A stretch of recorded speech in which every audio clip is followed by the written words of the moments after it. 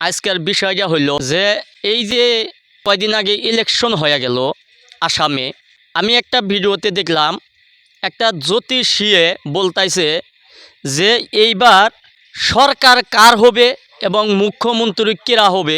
এই কথা যদি একটা জ্যোতিষীয়ে বলতে পারে, তাহলে কেন আমাদের প্রাণের জুবিন দাক সিঙ্গাপুরে হত্যা করা হইল, আর সেই হত্যাটা কে করলো আর কোন কৌশলে করলো, কে কিভাবে করলো, এই কথা কেন ওই জ্যোতিষী বলা পারবে না? একটা জ্যোতিষী আমার একটা প্রশ্ন।